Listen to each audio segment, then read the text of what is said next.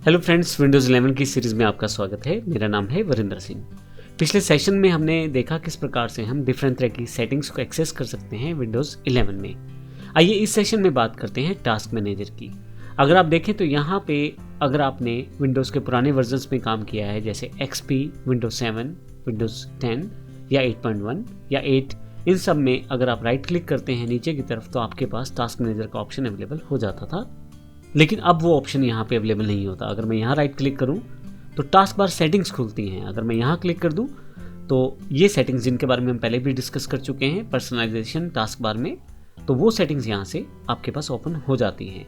यहाँ से आप अपना टास्क मैनेजर ओपन नहीं कर पाते हैं। तो ऐसे केस में टास्क मैनेजर को कैसे ओपन कर सकते हैं आप अपने कीबोर्ड पे Ctrl+Alt+Delete का ऑप्शन प्रेस करेंगे तो आपके पास कुछ इस तरह का मेन्यू अवेलेबल हो जाएगा जहाँ से आप टास्क मैनेजर को एक्सेस कर सकते हैं। आपके पास यहाँ टास्क मैनेजर अवेलेबल हो गया है।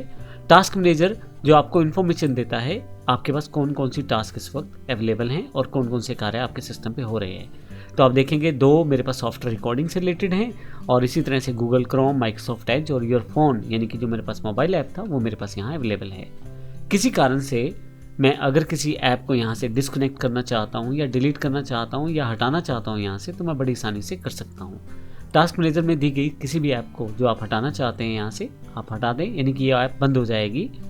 तो अब मैं यहाँ से इसको सेलेक्ट करके एंड टास्क कर दूंगा तो ये ऐप यहाँ से क्लोज हो जाएगी। नीचे की तरफ आप देखेंगे तो यहाँ पे अब योर फोन ऐप यहाँ अवेलेबल नहीं है। इसी तरह से अगर आप यहाँ देखें गूगल क्रोम यहाँ पे अवेलेबल है। अगर मैं इसे यहाँ सेलेक्ट करके एंड टास्क कर देता हूँ तो ये भी हट जाएगा। तो इस तरह से आप किसी भी टास्क को यहाँ से हटा सकते हैं, यानी कि किसी भी प्रोग्राम को यहाँ से क्लोज कर सकते हैं। इसके अलावा मोर डिटेल्स पे अगर आप क्लिक करें तो आप सिस्टम की परफॉर्मेंस या और बाकी डिटेल्स की जानकारी भी यहाँ से ले सकते हैं, जैसे कि यहाँ पे कितने % कौन सा सॉफ्टवेयर आपका CPU यूज़ कर रहा है, कितने % कौन सा सॉफ्टवेयर आपकी मेमोरी यूज़ कर रहा है, डिस्क यूज़ कर रहा है और नेटवर्क यूज़ कर रहा है। ये सारी जानकारी आपको यहाँ पे मिल जाएगी। इसके अलावा परफॉर्मेंस पे आप परफॉर्मेंस सेटअप कर देख सकते हैं कि आपका CPU किस तरह से परफॉर्म कर रहा है। आपकी रैम जैसे कि मेमोरी कितना उसका यूटिलाइज़ किया जा रहा है, 47% मेरे पास यहाँ यूजेज है इसका।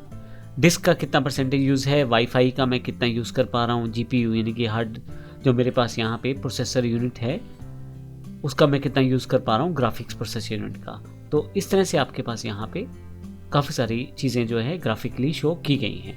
मेमोरी पे क्लिक करूँगा तो मेमोरी से रिलेटेड इन्फॉर्मेशन आ जाएगी। हार्ड डिस्क पे क्लिक करूँगा तो हार्ड डिस्क से रिलेटेड और यहाँ वाईफाई और GPU से रिलेटेड इन्फॉर्मेशन भी यहाँ पे आपके पास आ जाएगी। ऐप हिस्ट्री, अब कौन कौन सी ऐप आपने रिसेंटली यूज़ की हैं उनकी भी ऐप यूजेज हिस्ट्री आपके पास आ जाएगी। जैसे यहाँ पे एक स्पेसिफिक हिस्ट्री है, माइक्रोसॉफ्ट एज को मैंने यूज़ किया है, CPU टाइम इसका इतना लिया गया और नेटवर्क का इसका इतना डेटा इसने यूज़ किया है। इसी तरह से अगर मैं स्टार्टअप सेक्शन पे जाऊँ तो मैं यहाँ से उन ऐप्स को देख सकता हूँ जो सिस्टम के ऑन होते ही ऑटोमेटिकली ऑन हो जाती हैं।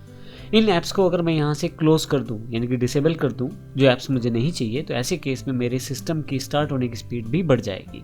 किसी भी ऐप को अगर मुझे यहाँ से डिसेबल करना है तो यहाँ से आप देखेंगे माइक्रोसॉफ्ट एज यहाँ अनेबल्ड है, मैं राइट क्लिक करके इसे डिसेबल कर सकता हूँ। तो इस तरह से मेरे पास ये डिसेबल्ड हो जाएगा। माइक्रोसॉफ्ट वन ड्राइव में यूज़ नहीं करता हूँ, इसको भी डिसेबल कर देता हूँ। तो इस तरह की वो सारी अनवांटेड एप्लीकेशन जो आप चाहते हैं आपके सिस्टम ऑन होते हुए शुरू ना हो अपने आप, तो उसको आप यहाँ से डिसेबल कर सकते हैं। फाइनली आपके पास यूज़र्स की डिटेल्स है, कौन सा यूज़र कितनी देर से लॉगिन है और कितना % वो मेमोरी, CPU इत्यादि का यूज़ कर रहा है। यूज़र वाइज डिटेल आपको यहाँ मिल जाएगी। डिटेल्स में फर्दर डिटेल्स आप देख सकते हैं। प्रोसेस वाइज आपके पास सारी प्रोसेसेस यहाँ पे दिखाई जा रही हैं। जिन प्रोसेसेस को आप यूज़ करना चाहते हैं वो आप देख सकते हैं।